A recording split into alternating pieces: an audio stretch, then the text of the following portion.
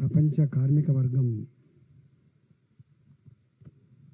హక్కులు సాధించుకునే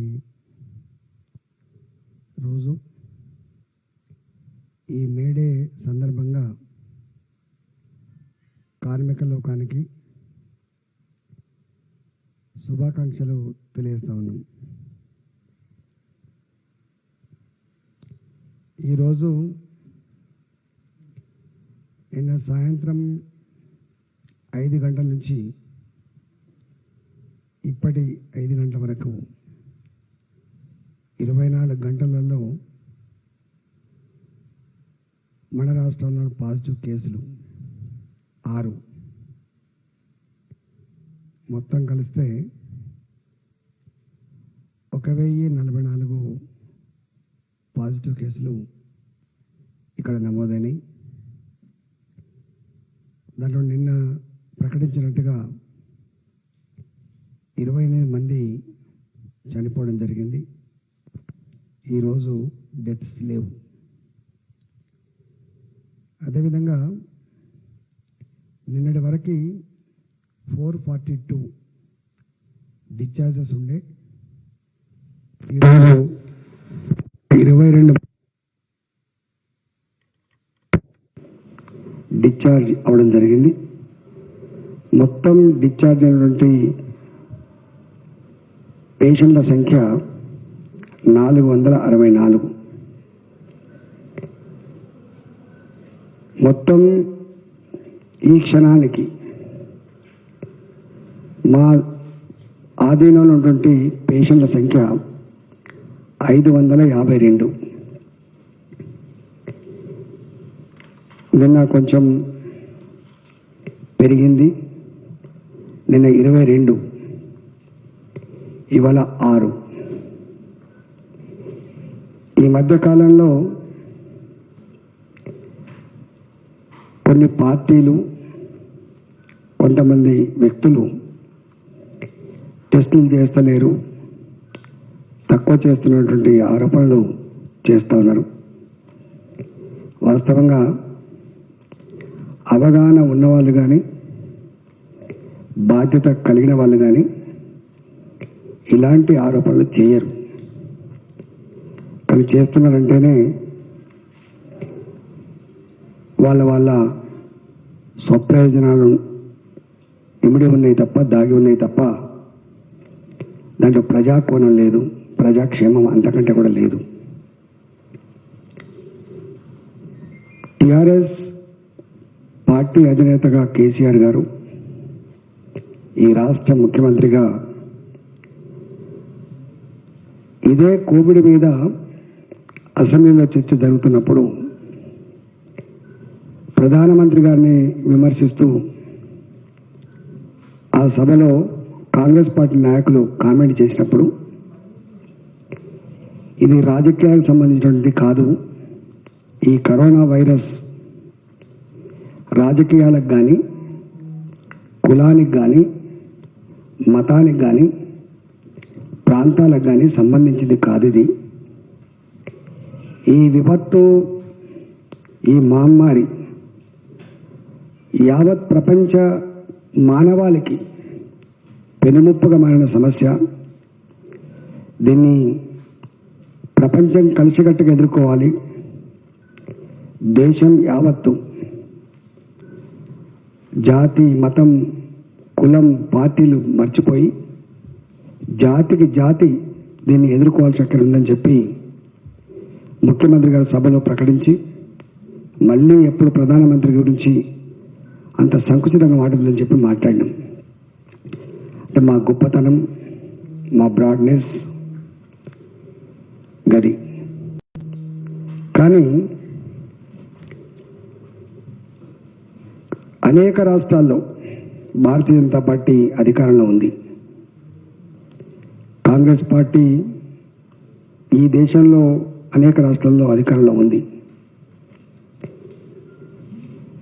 దీని విషయంలో, ఈ కరోనా వైరస్ విషయంలో WHO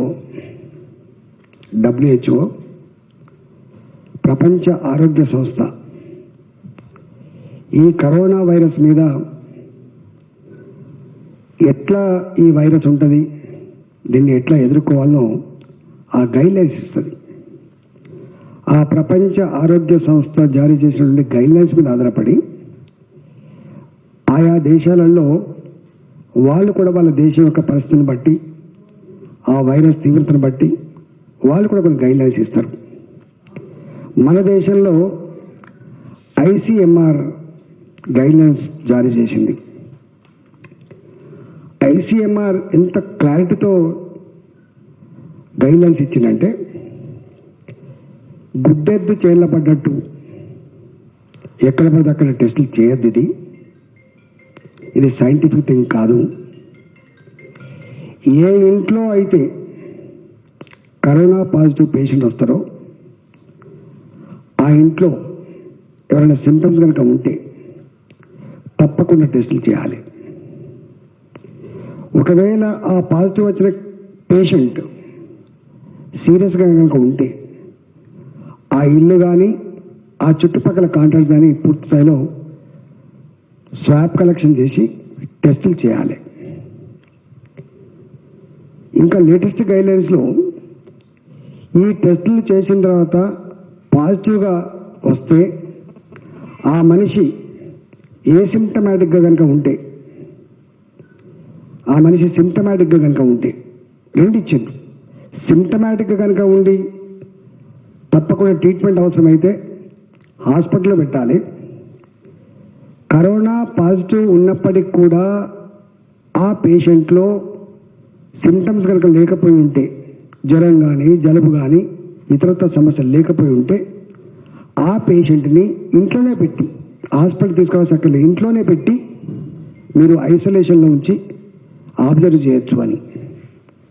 ఒకవేళ కనుక ఆయనకు ఐసోలేషన్లో ఉండేటువంటి స్తోమత లేకపోతే, ఆ ఫెసిలిటీ లేకపోతే, ఇల్లు పెద్దగా లేకపోతే ప్రభుత్వపరమైనటువంటి క్వారంటైన్ సెంటర్లు పెట్టి అబ్జర్వ్ చేయాలని చెప్పింది.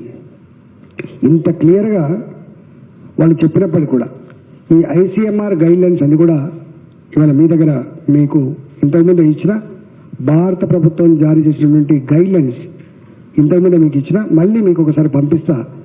నేను ప్రతిపక్ష పార్టీల నాయకులకు బాధ్యత లేకుండా, అవగాహన లేకుండా మాట్లాడకండి. భారత ప్రభుత్వం జారీ చేసినటువంటి విధి విధానాలను, గైడ్లైన్స్ని చదువుకొని మాట్లాడితే మీకు గౌరవం దక్కుతుంది తప్ప, లేకపోతే ప్రజలు మిమ్మల్ని గౌరవించాలని చెప్పి నేను మనవి చేస్తా ఉన్నాం. రెండవది, దాని ప్రకారంగా ఇవాళ ఒకరోజు తక్కువ వస్తే ఒకరోజు ఎక్కువ వస్తాయి. టెస్ట్ చేయకపోవడం వల్ల ఇక్కడ తక్కువ కేసులు రావట్లేదు. ఇక్కడ ఎందుకు తక్కువ కేసులు వస్తున్నాయంటే, నాకు తెలిసి మార్చి 2వ తారీఖు నాడు ఫస్ట్ కేసు వచ్చింది. ముఖ్యమంత్రి గారు తక్షణమే దీని పట్ల ఉదాసీనంగా ఉండొద్దు, అప్రమత్తంగా ఉండాలి, మీకు ఎన్ని వందల కోట్ల రూపాయలను ఖర్చు పెడతాం, యావత్ తెలంగాణ ప్రభుత్వ యంత్రాంగాన్ని దీనికోసమే వాడండి, ఇది ఒక ఆరోగ్య సంస్థ, ఒక హెల్త్ డిపార్ట్మెంట్ డీల్ చేసే అంశం కాదు. మనం చైనాను చూసిన తర్వాత, ఇతర దేశాలను చూసిన తర్వాత నాకు కొంత బాధ అవుతుంది. అంత ఉన్నతమైన అభివృద్ధి చెందిన దేశాలే ఇటలీ, స్పెయిన్, బ్రిటన్, అమెరికా లాంటి దేశాలే వెలుగులాడుతూ ఉంటే మరి మన దగ్గర అన్ని వెంటిలేటర్లు లేవు, మనకు అంత ఫెసిలిటీ లేదు, మనకు జనాభా డెన్సిటీ ఎక్కువ, ఎడ్యుకేషన్ తక్కువ మనకని చెప్పి వారు భావించి మమ్మల్ని అప్రమత్తం చేసి అన్ని రకాల సౌకర్యాలు కల్పించింది. ఒక సందర్భంలో భారత ప్రభుత్వానికి ఒక విజ్ఞప్తి చేసినాం మేము. ముఖ్యమంత్రి గారు ప్రధానమంత్రి గారు విజ్ఞప్తి చేసిండ్రు, ఇది ఈ దేశంలో పుట్టిన వైరస్ కానప్పుడు, ఈ వైరస్ ఇతర దేశాల నుంచి ఇంపోర్ట్ అవుతున్నప్పుడు, ఈ ఇంపోర్ట్ ఎక్కడైతుందో, ఎక్కడి నుంచి అవుతుందో తెలిసినప్పుడు ఎందుకు మీరు విమానాలను రద్దు చేయట్లేదు అని చెప్పి అడిగిండ్రు. కొద్ది మంది మీద ప్రేమ ఉండవలసిందే. నా కొడుకు అమెరికాలో ఉంటాడు, ప్రేమ ఉంటుంది. మా డిఎల్ఏ గారి బిడ్డ లండన్లో ఉంటారు, ప్రేమ ఉంటుంది, కాదనలేదు. కానీ పిడికడి మంది కోసం ఎందుకు దేశం యొక్క ఆరోగ్య పరిస్థితిని మీరు పనంగా పెడతారని చెప్పి మేము కోరి, మీరు దీనికి కారణమైనటువంటి ఫ్లైట్లను రద్దు చేయమని చెప్పి కోరిన మొట్టమొదటి రాష్ట్రం తెలంగాణ. అంటే ఎంత కమిట్మెంట్ ఉందో, ఎంత ముందు చూపు ఉందో మీకు అర్థం కావాలి. సెకండ్ కోరింది, ఇది మ్యాసివ్గా రాష్ట్రాల మధ్య ప్రయాణాలు ప్రజలు ట్రావెల్ అయ్యేది ట్రైన్స్ కాబట్టి దాన్ని కూడా రద్దు చేయమని చెప్పి కోరింది మొట్టమొదటి తెలంగాణ. అంతేకాదు ఒక్కరోజు భారత ప్రభుత్వం కర్ఫ్యూకి పిలిపిస్తే దాన్ని కంటిన్యూ చేసి సంపూర్ణమైన లాక్డౌన్ని తూచా తప్పకుండా అమలు చేసిన రాష్ట్రం తెలంగాణ. అంతేకాదు భారత ప్రభుత్వం మే 3వ తారీఖు వరకు లాక్డౌన్ ప్రకటిస్తే తెలంగాణ రాష్ట్ర ప్రభుత్వం ఇంకొక అడుగు ముందుకేసి 3వ తారీఖు కాదు, అవసరమైతే 7వ తారీఖు వరకు అని చెప్పి మే 7వ తారీఖు వరకు కూడా లాక్డౌన్ ప్రకటించిన రాష్ట్రం తెలంగాణ. అంతేకాదు లాక్డౌన్ పిలిపించి ఇవ్వకుంటే కాదు, ప్రజల సంపూర్ణమైనటువంటి సహకారం లేకుండా, ప్రజలు దీన్ని పూర్తిగా అర్థం చేసుకొని ఆచరించకుండా లాక్డౌన్ ప్రకటించినప్పటికి కూడా మనం కంట్రోల్ చేయలేమని చెప్పి భావించి స్వయంగా ముఖ్యమంత్రి కేసీఆర్ గారే ప్రజలను ఉద్దేశించి ఒక 4-5 ప్రెస్ మీట్ పెట్టడం జరిగింది. ఆ 4-5 ప్రెస్ మీట్ల సందర్భంగా గ్రామీణ ప్రాంత ప్రజానీకానికి మీ ఊర్లకు ఎవరిని రాకుండా కంచెలు వేయండి, రాళ్లతో కట్టడాలు కట్టండి, రోడ్లకు ట్రెంచులు కొట్టండి అని చెప్తే ఆ ఊర్లో ఉన్న సర్పంచ్ గారు కానీ ఇతర పెద్దలు కానీ ట్రెంచులు కొట్టి కాపలా కాసిన చరిత్ర తెలంగాణలో ఉంది. నాకు తెలిసి దేశంలో ఒక ముఖ్యమంత్రి గారు పిలిపిస్తే అంత స్వచ్ఛందంగా ఇది మా కోసమే అని చెప్పి అర్థం చేసుకొని ఆచరించినటువంటి తొలి రాష్ట్రం కూడా తెలంగాణనే. ఈ విషయం చాలా మందికి అర్థం కాదు. నేను అడుగుతా ఉన్నా, ఏ రాష్ట్రంలో అయినా ఒక ముఖ్యమంత్రి పిలిపిస్తే ఇవాళ ట్రెంచులు కొట్టి కంపలు వేసి గోడలు కట్టి స్వయంగా సర్పంచ్లే కట్టబట్టుకొని ఊర్లకు రాకుండా చేసి చరిత్ర లేదు. ఎక్కడైనా ఏదైనా బయటికి పోయి దారి తప్పి దొంగతనంగా ఊర్లోకి వద్దామంటే కూడా ఊర్లోకి రానియలే. నువ్వు 14 రోజుల పాటు ఊరు బయటనే ఉండాలి, నువ్వు బాగా అయిన తర్వాత మాత్రమే రావాలి తప్ప ఊళ్ళోకి రావద్దని చెప్పి కోరిండ్రు. గ్రామీణ ప్రాంతాల్లో 100% లాక్డౌన్ని గొప్పగా అమలు చేసినటువంటి ప్రజలు తెలంగాణ ప్రజలు. బ్రహ్మాండంగా నీళ్ళు వచ్చి పంటలు పండుతున్నప్పుడు ఈ పంటలు ఎట్లా సేకరించాలి? మరి లేక తెలంగాణ రాష్ట్ర చరిత్రలో భూమికి బరువైన పంట పండింది, ఈ పంట రైతుల చేతికి రావాలి కదా అని చెప్పి వారు భావించినప్పుడు ప్రజలు పంటను కూడా లెక్క చేయకుండా ఆ కంపలు అట్లే ఉంచిండ్రు, ఆ రాళ్ళ గోడలు అట్లే ఉంచిండ్రు, ఆ కందకాలు అట్లే ఉంచిండ్రు. చివరికి మేము పోయి బతలాడుకొని మేము అడిగినాం ముఖ్యమంత్రి గారిని, సార్ మీరు మళ్ళీ పిలుపు ఇవ్వకపోతే ఆ కంపలు పోవు, పిలుపు ఇవ్వకపోతే ట్రాక్టర్లు ఊరికి రావు, హమాలీలు ఐకేపీ సెంటర్లకు పోరు, మహిళా సంఘాలు వడ్లు కొనుగోలు దగ్గర రారు అని చెప్తే మళ్ళీ స్వయంగా వారు పిలిపిస్తేనే ఐకేపీ సెంటర్ దగ్గరికి హమాలీలు వచ్చిండ్రు, ఐకేపీ సెంటర్ నడపడానికి మహిళలు వచ్చిండ్రు, ట్రాక్టర్లు నడపడంలో వచ్చిండ్రు. అట్లా వచ్చి ఇలా అంటే ఎంత ఎఫెక్టివ్గా దీన్ని ప్రపంచవ్యాప్తంగా అమెరికా కావచ్చు, బ్రిటన్ కావచ్చు, ఇటలీ కావచ్చు, స్పెయిన్ కావచ్చు, ఇలా భారతదేశం కావచ్చు, దీనికి మందు లేదు, దీనికి వ్యాక్సిన్ లేదు, దీనికి ఉన్నదన్న ఏకైక సూత్రం ఐసోలేషన్లో ఉండడం, ఎవరి ఇంట్లో వాళ్ళు ఇంకొక మనిషికి కాంటాక్ట్ కాకుండా ఉండడమే దీనికి పరిష్కారం అని చెప్పి భావిస్తూ ఉంటే దాన్ని అమలు చేసిన రాష్ట్రం తెలంగాణ. మన కమిట్మెంట్ని చూసి, మన ప్రజల చైతన్యాన్ని చూసి, మన ప్రజల యొక్క ఐక్యతను చూసి అమెరికా వాళ్ళు ఇవాళ హర్షం వ్యక్తం చేసిండ్రు. మన గడ్డ మీద పుట్టి అమెరికాలో ఉన్నవాళ్ళు, లండన్లో ఉన్నవాళ్ళు, ఇటలీలో ఉన్నవాళ్ళు ఇవాళ భారతదేశం యొక్క గొప్పతనం ఏందో, తెలంగాణ గొప్పతనం ఏందో మాకు అర్థమైందని చెప్పి వాళ్ళు మాట్లాడుతూ ఉంటే మన విధానాన్ని, మన లాక్డౌన్ని ఇంత గొప్పగా అమలు చేసిందని చెప్పి మేధావులు కావచ్చు, డాక్టర్లు కావచ్చు, సంఘ సంస్కర్తలు కావచ్చు అనేక మంది అప్రిషియేట్ చేస్తూ ఉంటే దాన్ని జీర్ణించుకోలేని కొద్దిమంది వ్యక్తులు మీరు టెస్టులు చేస్తున్నారు. టెస్టులు కాదు, ఒకవేళ కనుక తెలంగాణలో లాక్డౌన్ని లేదా మనం ఇచ్చిన కార్యక్రమాన్ని కనుక తూచా తప్పగా అమలు చేసి ఉండకపోతే ఇవాళ కర్నూలు లాగా అయ్యేది మనం, ఒక గుంటూరు లాగా అయ్యేది మనం. మీకు తెలిసి ఇలా హైదరాబాద్ అనేది ఒక బొంబాయి నగరం లాంటిది, హైదరాబాద్ ఒక బెంగళూరు నగరం లాంటిది, ఒక మద్రాసు నగరం లాంటిది. ఇంత జనాభా, ఇంత డెన్సిటీ, ఇక్కడ కాస్మోపాలిటన్ కల్చర్, అన్ని రాష్ట్రాల వాళ్ళు ఇక్కడ బతికేటువంటి ఈ రాష్ట్రంలో ఇవాళ మనం కనుక మర్కజ్ కాంట్రాక్ట్స్ని చేసి వెంటాడి కనుక పట్టుకోకపోతే, టెస్ట్ చేయకపోతే ఇవాళ మొత్తం దేశంలో అత్యధిక కేసులు ఉండేటువంటి నగరంగా హైదరాబాద్ ఉండేది. నేను అడుగుతా ఉన్నా మమ్మల్ని విమర్శించే బీజేపీ పార్టీ నాయకులకి, ఢిల్లీ పోలీస్ మీ కంట్రోల్లో ఉంటుంది, లా అండ్ ఆర్డర్ మీ కంట్రోల్లో ఉంటుంది, ఎందుకు నువ్వు మర్కజ్లో ప్రపంచవ్యాప్తంగా కరోనా వైరస్ వచ్చినప్పటికీ కూడా ఇతర దేశాల నుంచి అలౌ చేసి మీకు వస్తుందని తెలిసి కూడా కాంగ్రెగేషన్లో ఇది వ్యాప్తి చెందుతుందని అర్థమై కూడా పర్మిషన్ ఇచ్చింది మీరు, నిమ్మకు నీరెత్తినట్టుగా చూసింది మీరు, బాధ్యత లేకుండా ప్రవర్తించింది మీరు. కానీ తెలంగాణ రాష్ట్రం ఎక్కడో ఇండోనేషియా నుంచి ఢిల్లీకి వచ్చి ఢిల్లీలో మర్కజ్లో పాల్గొని వాళ్ళు పెద్ద పిల్లలు దిగి కరీంనగర్కి వస్తే 16th మార్చ్ 16వ తారీఖు మార్చి నాడు ఐడెంటిఫై చేసుకొని తక్షణమే మేము టెస్టులకు పంపితే పాజిటివ్ వస్తే దేశాన్ని అలర్ట్ చేసిన రాష్ట్రం తెలంగాణ, దేశాన్ని అలర్ట్ చేసిన రాష్ట్రం తెలంగాణ. 1244 మందిని మర్కజ్లో పాల్గొన్న వాళ్ళకు గుర్తించి, మీకు తెలుసు వాళ్ళని పట్టుకోవడానికి పోతుంటే ఆ 1244 మంది ట్రేస్ అవుట్ చేసి ఇంటికి పోయి పట్టుకొని రావడానికి ప్రయత్నం చేస్తే మా పోలీసుల మీద దాడి చేసిండ్రు, మా వైద్య ఆరోగ్య శాఖ అధికారుల మీద దాడులు చేసిండ్రు. మాకు జ్వరం లేదు, మాకు తుమ్ములు లేవు, మాకు దగ్గు లేదు, మాకు జలుబు లేదు, మాకు సిమ్టమ్స్ లేవు, కావాలని మమ్మల్ని వచ్చేస్తారని చెప్పినప్పుడు కూడా నథింగ్ డూయింగ్ అని చెప్పి పట్టుకొచ్చినాం. మేము పట్టుకొచ్చి 250 పైబడి అక్కడి నుంచి వచ్చిన వాళ్ళకి పాజిటివ్ వచ్చింది. వాళ్ళ నుంచి దాదాపు 10,000 పైచిలకు వాళ్ళని వాళ్ళ కాంట్రాక్ట్స్ గుర్తించి టెస్టులు చేసి దాదాపు ఇవాళ most of the cases 90% cases in Telangana ఇవాళ ఆ కాంట్రాక్ట్స్ కేసెస్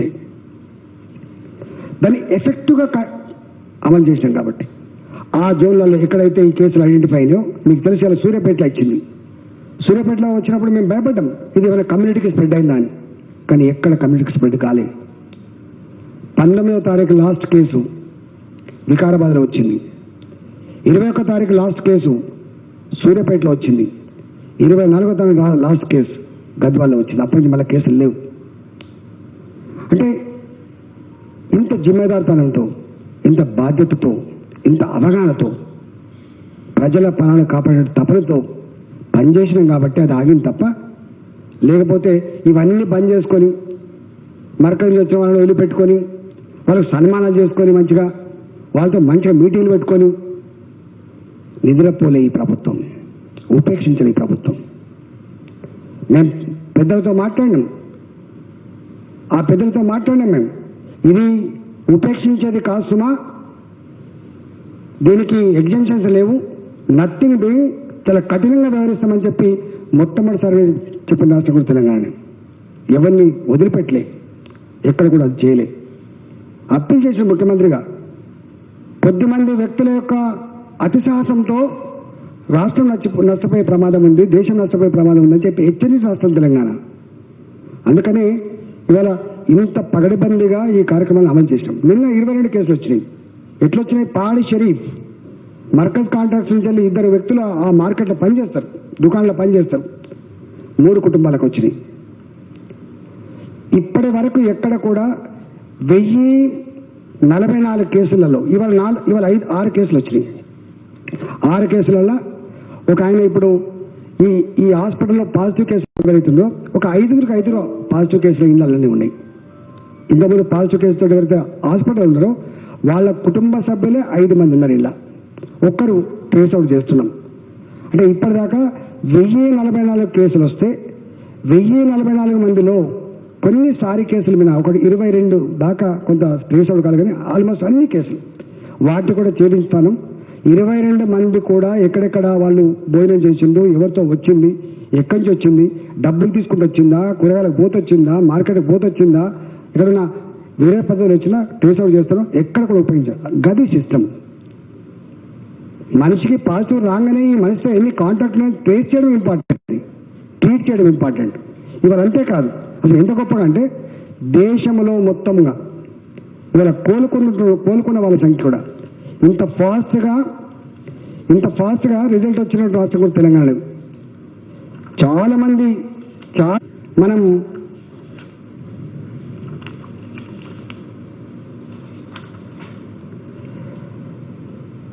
1044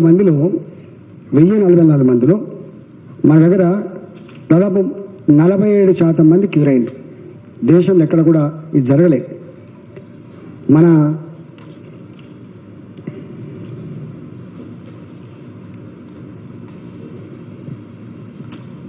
అదేవిధంగా ఎక్విప్మెంట్ విషయంలో అసలు ఎంత ఆందోళన ఉండడం, మనకు వచ్చే నాటికి ఏమి లేకుండే. కానీ ఇవాళ దాదాపు 10 లక్షలకు సరిపడా N95 మాస్కులు సమకూర్చుకున్నాం. దాదాపు 6 లక్షలకు సరిపడా పీపీ కిట్ సమకూర్చుకున్నాం. ఎవరు ఇంత గొప్పగా ప్రకటించలే.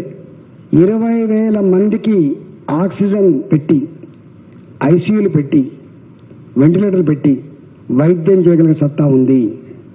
ఇంకొక 80,000 మందికి ఐసోలేషన్లో పెట్టి ట్రీట్మెంట్ చేసే సత్తా ఉంది. ఒక మాట చెప్పడం 1,00,000 మందికి కూడా మేము సిద్ధంగా ఉన్నామని చెప్పి ప్రకటించడం. ఇవాళ ఎంత బాధ ఏదంటే కేంద్ర బృందం వచ్చింది ఇక్కడికి. గత 7 రోజులుగా కేంద్ర బృందం వచ్చింది. మీరు తెలుసు, మీరు ప్రత్యక్షంగా చూసిండ్రు. గచ్చిబౌలి హాస్పిటల్ పోయిండ్రు, అబ్బురపడ్డారు, ఇంత గొప్పగా ఉందా తెలంగాణని. గాంధీ హాస్పిటల్ పోయిండ్రు, హర్షించకుండా ఉండలేకపోయిండ్రు వాళ్ళు. కింగ్కోటి హాస్పిటల్ పోయిండ్రు, చాలా గొప్పగా ఉంది, కానీ ఒక ఏ రూమ్కు ఆ రూమ్ కొంచెం లాక్టో ఎందుకు బాగుండని చెప్పిండ్రు. నిన్న నాకు అనుకుంటా శైలజ్ వాళ్ళు శ్రీవాత్సవ్ అనుకుంటా హోమ్ సెక్రటరీ గారు నిన్న ఢిల్లీ నుంచి ప్రెస్ మీట్లో గొప్పగా హర్షించిండ్రు. ఇప్పటి వరకు ప్రధానమంత్రి గారు ముఖ్యమంత్రి గారిని, ఆరోగ్య శాఖ మంత్రి హర్షవర్ధన్ గారు నన్ను, మా ప్రీతి గారు మమ్మల్ని, అదేవిధంగా కేంద్ర బృందం నేను నిన్న ప్రకటించింది. ఇలా ఈనాడు పేపర్ అన్నిటి పేపర్లు వచ్చింది. గొప్పగా పనిచేస్తున్న రాష్ట్రం తెలంగాణ అని చెప్పి మాట్లాడుతూ ఉంటే వాళ్ళను కూడా ఈ బీజేపీ నాయకులు కొంతమంది పోయాట. ఇది నిజమేనా?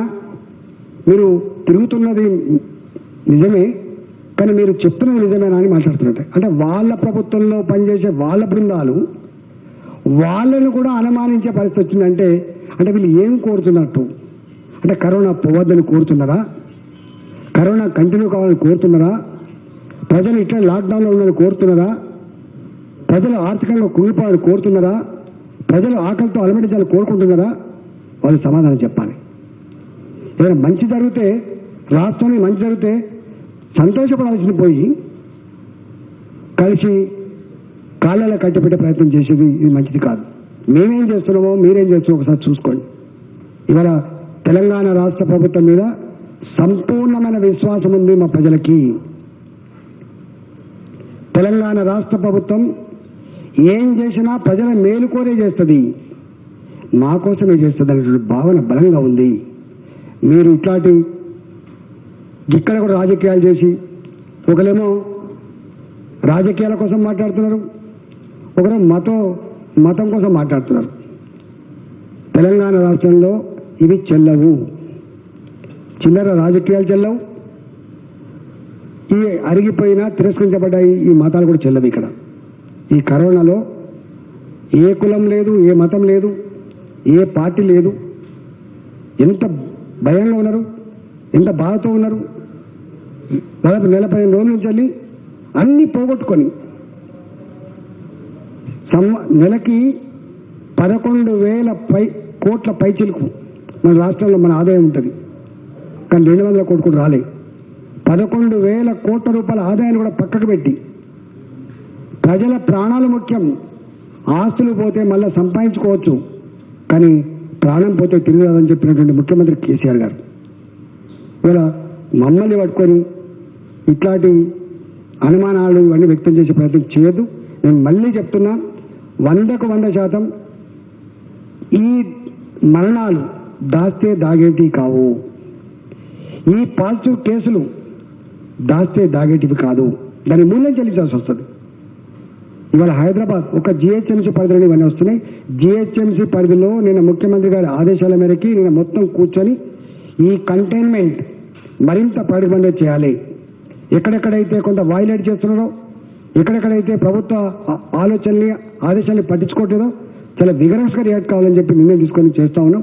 మాకు తెలిసి సూర్యాపేటలో ఎటైతే స్పెషల్ ఆఫీసర్లు పెట్టి, వికారాబాద్ అదేవిధంగా మహబూబ్ నగర్ జిల్లా గద్వాల్లో ఎట్లయితే పెట్టినామో అదే పద్ధతిలో హైదరాబాద్లో కూడా పెట్టుకొని దీన్ని కూడా త్వరలోనే కంట్రోల్ చేసుకోవడం విశ్వాసం ఉన్నది. తప్పకుండా ఇవాళ ప్రజలందరూ కూడా నా విజ్ఞప్తి, మనం 7వ తారీఖు వరకు ఇప్పటివరకైతే మనకు అనౌన్స్ చేసినాం కాబట్టి 7వ తారీఖు వరకు పకడ్బందీగా చేసుకోవాలి. మళ్ళీ 5వ తారీఖు నాడు ముఖ్యమంత్రి గారి ఆధ్వర్యంలో మా క్యాబినెట్ ఉంది కాబట్టి రాష్ట్రంలో ఉన్న పరిస్థితిని అసెస్ చేసుకొని మళ్ళీ నిర్ణయం తీసుకున్నాం కాబట్టి ప్రజలందరూ కూడా తూచా తప్పకుండా పాటించాలని చెప్పి నేను వినమ్రంగా విజ్ఞప్తి చేస్తున్నా. నేను ప్రజలకి విజ్ఞప్తి, ఎక్కడన్నా మీకు ఇప్పుడు అప్పుడప్పుడు కాలం మారినప్పుడు మనకు కొన్ని జబ్బులు వస్తూ ఉంటాయి. అందులో రెస్పిరేటరీ సంబంధించిన జబ్బులు కూడా వస్తాయి. మీకు ఎక్కడ అనుమానం ఉన్నా కూడా తప్పకుండా కింగ్ కోటి హాస్పిటల్ రండి. మీరు గాంధీ హాస్పిటల్ పోవద్దు, ఎక్కడికి పోవద్దు. మీకైనా సిమ్టమ్స్ కనుక ఉంటే రావాల్సిన జాగా కింగ్ కోటి హాస్పిటల్. ఇలా సారీ కేసులని ఏదో చెప్తున్నామో అలాంటి కేసులు రావాల్సిన అక్కడికే. తప్పకుండా అక్కడ టెస్టులు చేసుకొని మనం పాజిటివ్ వస్తే ఏం చేయాలి, నెగిటివ్ వస్తే ఏం చేయాలో చూస్తూ ఉన్నాం. మీకు పూర్తి స్థాయిలో ఇలా మీకు మళ్ళీ బ్రహ్మాండంగా పెట్టి ఇలా కాపాడి బయటకు పంపించడం మీరు చూస్తాను. కరోనాలో ఇప్పుడు చనిపోయినటువంటి వాళ్ళ శాతం కూడా మన దగ్గర చాలా తక్కువ, 2.5, 2.5% మాత్రమే. భారతదేశంలో 3.5% చచ్చిపోతే తెలంగాణలో చనిపోయింది కేవలం 2.5% మాత్రమే. నేను చూసిండు 20 రోజుల పాప మన హాస్పిటల్ ఉంటే 21 డేస్కి బాగు చేసి ఇంటికి పంపించిన చరిత్ర మనదే. ఇవాళ అనేక మందికి ఇవాళ మా దగ్గర ఫోటోలు ఉన్నాయి, ఎట్లా వాళ్ళు నయమైపోయిందో ఫోటోలు ఉన్నాయి. వాళ్ళు వచ్చినప్పుడు ఎట్లా ఉండే, ఎంత దారుణంగా ఉండే, మళ్ళీ పోయేటప్పుడు ఎట్లా ఉండో మా దగ్గర ఫోటోలు కూడా మీకు పంపిస్తాం. కాబట్టి ప్రజలకు నా విజ్ఞప్తి, కరోనా రాగానే ఆందోళన పడకండి, కరోనా రాగానే చచ్చిపోతారని చెప్పే భావన ఉండద్దు. మీరు ఎక్కడ ఏ ప్రైవేట్ హాస్పిటల్కి టెస్ట్ల కోసం పోవచ్చలేదు, కింగ్ కోటి హాస్పిటల్ రండి. తప్పకుండా అక్కడ మేము టెస్టులు చేసుకొని మిమ్మల్ని మంచిగా చేసి ఇళ్ళకు పంపించే బాధ్యత మాదని. మన హాస్పిటల్లో అన్ని రకాల సౌకర్యాలు ఉన్నంతలో మంచి మెరుగ్గా పెట్టుకుంటున్నాం కాబట్టి మీరు దాన్ని అర్థం చేసుకొని ఆచరించాలని చెప్పి నేను కోరుతా ఉన్నాను.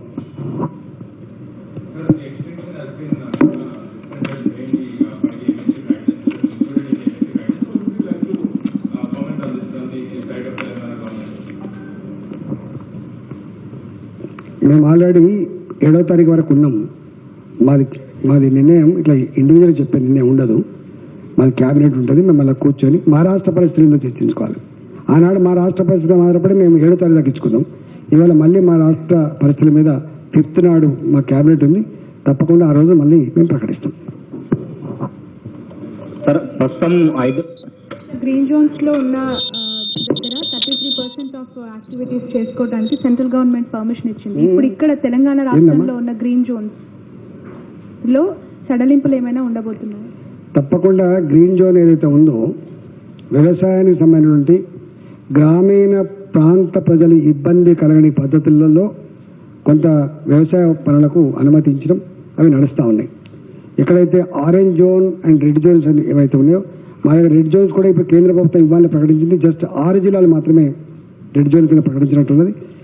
ఆ 6 జిల్లాల మీద మిగతా ప్రాంతాలు కూడా ఏం చేయాలనేది మా ముఖ్యమంత్రి గారి సమక్షంలో మేము నిర్ణయం తీసుకుంటాం.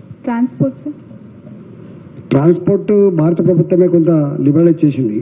అన్ని రాష్ట్రాలు, ఏ రాష్ట్రం కూడా ట్రాన్స్పోర్ట్ నాపద్దని చెప్పింది. ఎందుకంటే అది వేల మంది జమ కొట్టేటువంటి అంశం కాదు కాబట్టి కొంత ఇబ్బంది, నిత్యావసర సరుకులు ఇతరత్ర ఇబ్బందితో కూడుకున్నవి ఐడెంటిఫై చేసే వాళ్ళు ఇచ్చింది కాబట్టి అవన్నీ కూడా నడుస్తూ ఉంటాయి.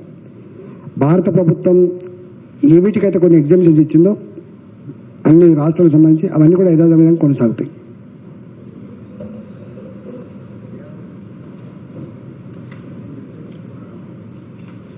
మా దగ్గర కిడ్నీ డయాలసిస్ పేషెంట్ కూడా వస్తుంది పాజిటివ్, మా వాళ్ళు ట్రీట్మెంట్ చేసే పద్ధతి.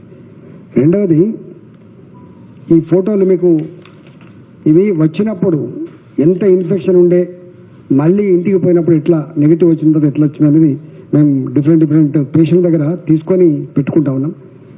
ఇవాళ పేషెంట్ కూడా మీరు చూసిండ్రు, మిమ్మల్ని మేము కోరుతున్నా, రిక్వెస్ట్ చేస్తున్నా, ఆ పేషెంట్లు వాళ్ళకి ఎట్లా భోజనం పెట్టినాం, ఎట్లా ట్రీట్మెంట్ ఇచ్చినాం, ఎట్లా భరోసా కల్పించినాం అనేది మీకు ఇస్తున్నారు. వాటిని వేస్తే ప్రజలకి ధైర్యం వస్తుంది. వాళ్ళు చెప్పిస్తే చెప్పేటట్లు కాదు, వాళ్ళు ప్రతి పేషెంట్ కూడా తన అనుభవాన్ని చెప్తా ఉన్నారు. దయచేసి ఇప్పుడున్న పరిస్థితుల్లో మన బాధ్యత కూడా కాబట్టి కొంత ప్రజలు అయ్యో కరోనా మీద భయపడేటువంటి వాతావరణం ఉంది కాబట్టి వాళ్ళు చెప్తే కొంచెం నమ్ముతారు. బయటి వాళ్ళు చెప్పిన దానికంటే కూడా లోపల పోయొచ్చిన వాళ్ళు చెప్తే, ఆ కరోనా వైరస్ సోకిన వాళ్ళు చెప్తే నమ్మే ఆస్కారం ఉంది కాబట్టి వాళ్ళ ఇంటర్వ్యూలో కూడా దయచేసి మీరు వేయమని చెప్పి కోరుతున్నా. యా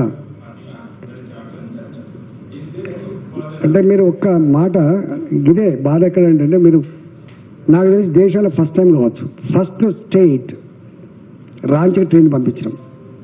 వాటి ఇట్లా ఆర్డర్ ఇచ్చేలేదో అంటే ఎంత కన్సర్న్గా చూడండి. వలస కూలీలు అల్లే మేము, ఇతర రాష్ట్రాల నుంచి వచ్చి బతుకుదరకు వచ్చిన వాళ్ళు మేము, వాటిగా బతకొచ్చిన వాళ్ళే మేము.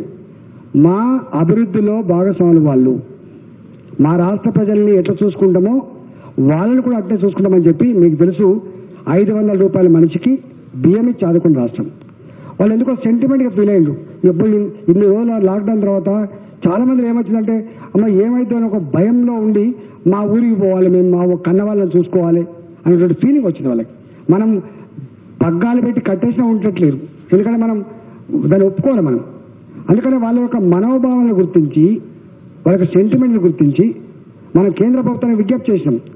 ఈ వలస కార్మికులు అనేది అంటుండ్రో, వలస కూలీలు అని చెప్పేది అంటుండ్రో, ఈ సమస్య పరిష్కారం కావాలి అని కోరిన వ్యక్తి ముఖ్యమంత్రి గారు. అనగానే వారు మొన్న పర్మిషన్ ఇచ్చిన రోజే ట్రైన్ పంపించిన ఫస్ట్ రాంచ్కి.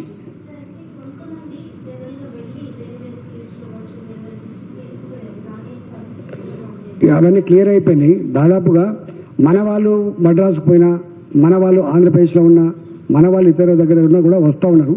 ఎక్కడెక్కడ రాష్ట్రాలు కూడా లిబరలైజ్ చేసినాయి, వస్తూ ఉన్నారు. వచ్చిన వాళ్ళని ఏం చేయాలో కూడా ప్రోటోకాల్ ఉంది. ఇప్పుడు వాళ్ళు గైడ్ లైన్స్ ఇచ్చిండ్రు. కేంద్ర ప్రభుత్వం ఐసీఎంఆర్ ఏం చేసిందంటే, ఆంధ్రప్రదేశ్ నుంచి వస్తున్నారు, ఆంధ్రప్రదేశ్లో బాగా సీరియస్గా కేసులు ఉన్నాయి, వాళ్ళని ఎక్కడైనా పెట్టి క్వారంటైన్లో పెట్టుకొని అబ్జర్వేషన్లు పెట్టుకోవాలి.